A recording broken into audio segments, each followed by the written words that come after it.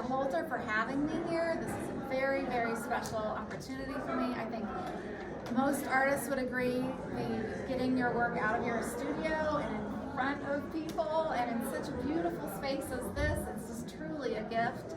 I feel completely joyful and completely thankful about being here tonight. So thank you for coming and sharing this with me. And I also want to thank Gianna because she's been amazing and she helped make this as beautiful as it is, I think. So thank you, Gianna.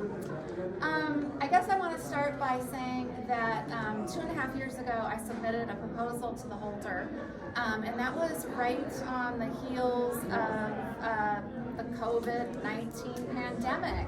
And the majority of this work was made during that time of isolation, and I submitted the proposal, and then 2.5 years later, here I am, and I kind of had a decision to make about how much I wanted that to be part of the exhibit, because I think maybe we all got a little burned out on it. It seemed to go on and on and on, and it started out as one thing, and then we all maybe felt a little bit different about it 2 years later and all that stuff. But in the end, I decided that it would be most authentic to just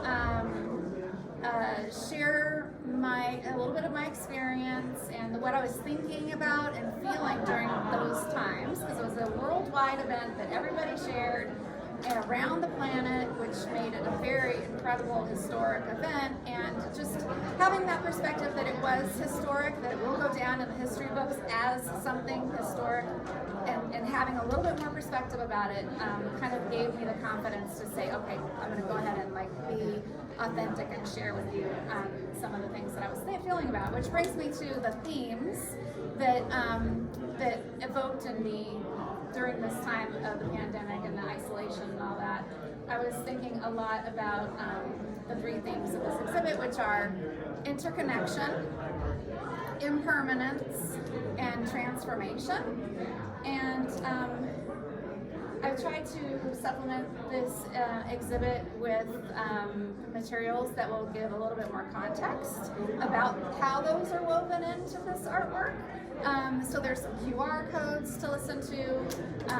I created a digital catalog, which is available through a QR code over by the exhibition statement. So if you want to learn more about any of this, you can check it out.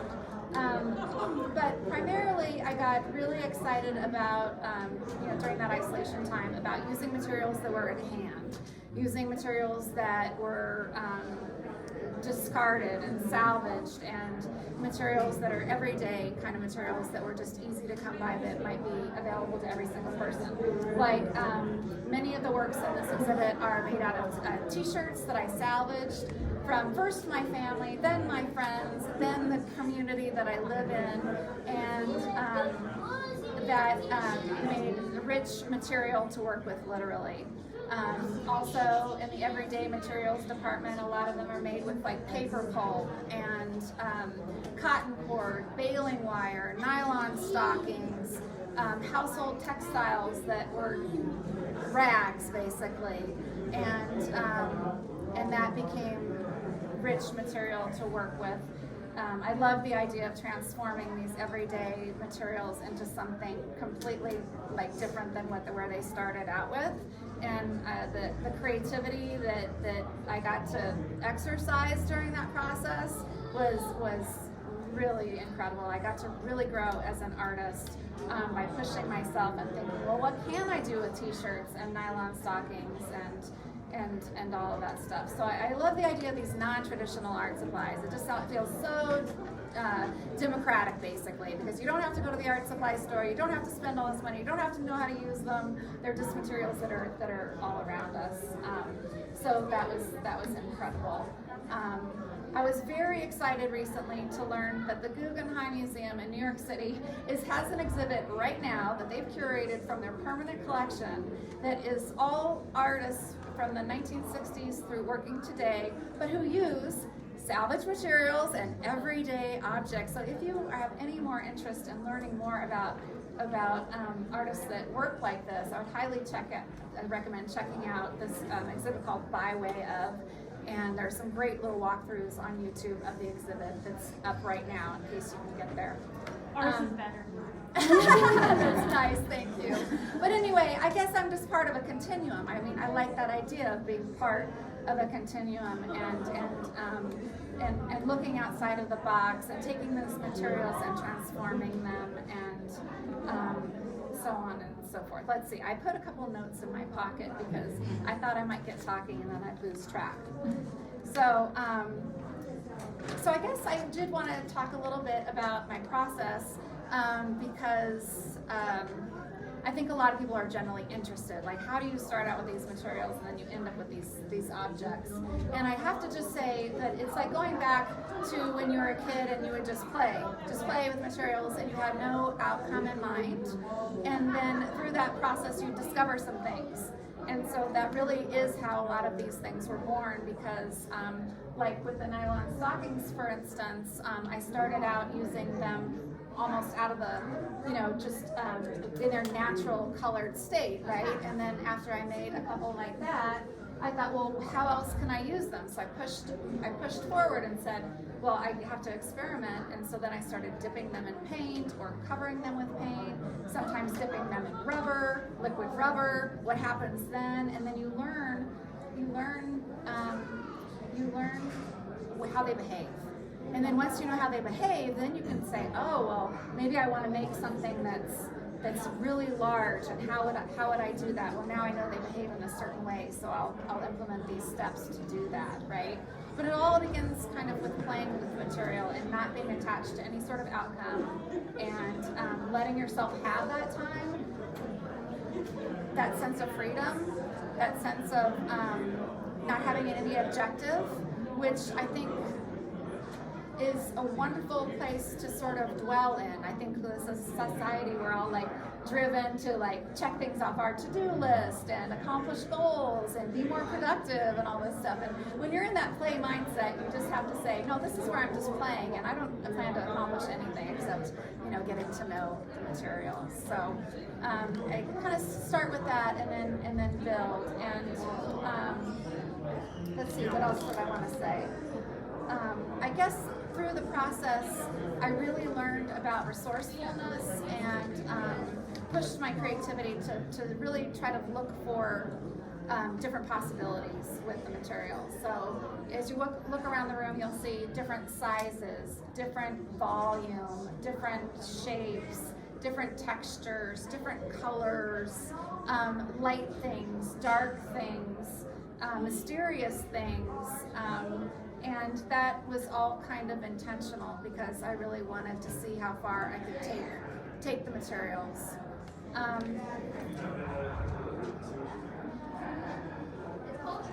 think that's about it.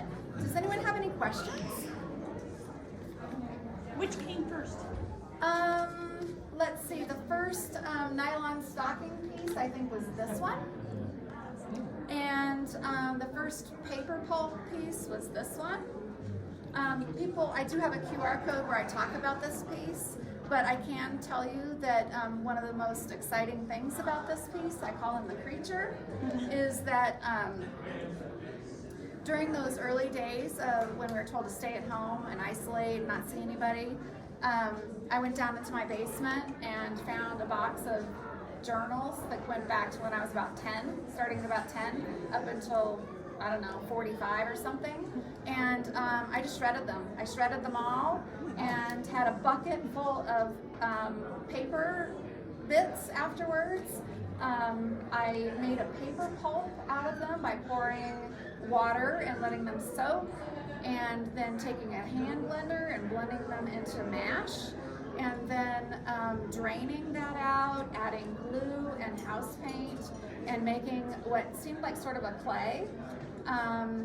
And then I added that as like a skin to this guy.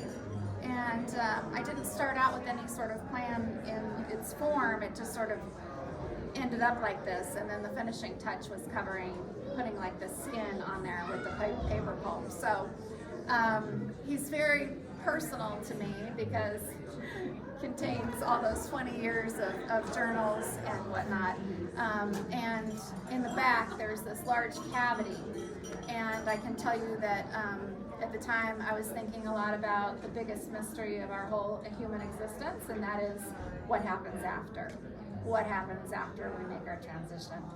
And so the cavity is like me thinking about the void and thinking about the bizarre fact that when whatever makes us us and we transition, that whatever that thing is, it goes away, and then our body is like left behind, like a shell. And so I was thinking about these kinds of things as we were isolated from each other, and we were looking at a lot of statistics and people dying and getting really sick and all these things. So I think this piece is definitely probably the most potent, the most personal, because of the storyline behind it. Did I see a question over here?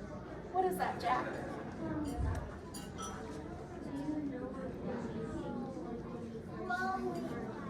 That is a very good question, and I would say generally I don't, because I start playing with the material and then I keep going with it and keep going with it and adding it, and I'm learning as I'm making, and then it ends up as an object.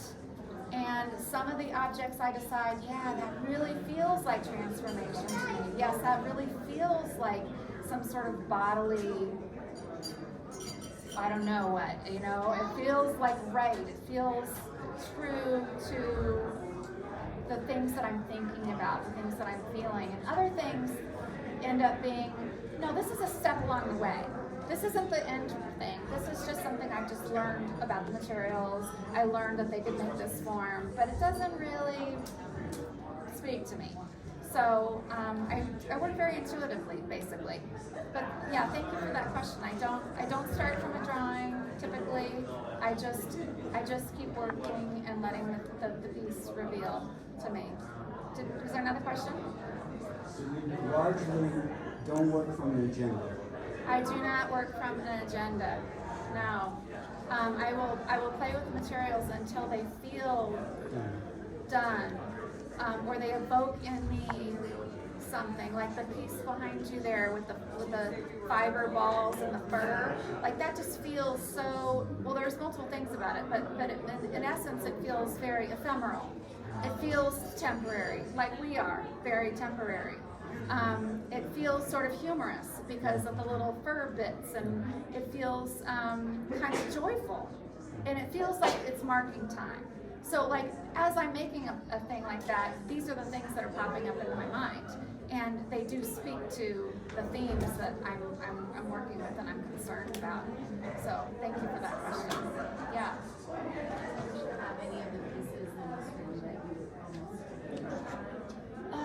Yeah, actually, that piece there with the I felt the least confident about that one, but I do feel that one was the one that I took the most risk on. So that was the one when I was putting the exhibit together, wondering maybe I shouldn't put it up, because I don't know how strong it is. But in the end, I thought, you know what? It feels true to what I was thinking about. It feels true to what. To the other pieces and the themes in the exhibit. There's another question? Yeah. Yeah, I'm curious. It feels like some of the pieces have a very organic or bodily or it feels alive. Yeah. I'm just curious, like how you relate to that. Yeah. That's a great question. I do feel a big drive to have a bodily experience with the pieces. So sometimes that can be something that might make you feel uncomfortable, and sometimes that can make you feel like more less like I'm not sure what the word is, like uncomfortable, and then the opposite would be a sense of lightness or joy or something like that. I do have to say that I've always felt very, very connected to the natural world. I feel very tuned in. I go hiking a lot and biking and skiing and all stuff, and it's just like ever since as a kid, I just remember really being tuned into how what shapes I see in nature, how things are growing, how leaves and stems connect. I went to school for textile design initially, and there was just times of nature study courses, and like so instead of like figure drawing, it was just like constant drawing from flowers and plants and natural materials. So it's not surprising to me that a lot of the forms are organic, because it's something that I'm just really tuned in to on a daily basis. And of course, I feel like the natural world is unending in terms of its magnificence, how much it has to teach us. It's not an accident that there's just so many organisms that are from the macro to the micro, the universe to, quantum physics. It's just like constantly interesting to me to learn about. So I think that stuff funnels into the work as well. Yeah. There are 3 art periods in art history that I feel really resonant with. They all from the 1960s through the 1970s. The Arte Povera movement in Italy at that time. There were a lot of artists using found materials, salvaged materials. So I didn't invent any of this at all, using these materials. And the post-minimalism, where everything was very like machine-oriented and super clean during the minimalist period, and then right after that, as a pushback against it, people started to have some cleaner aesthetics, but the hands got back in it, and that was I really identify with that period and really get excited when I look at work from that period. And then also simultaneously, there was this fiber art revolution that was happening.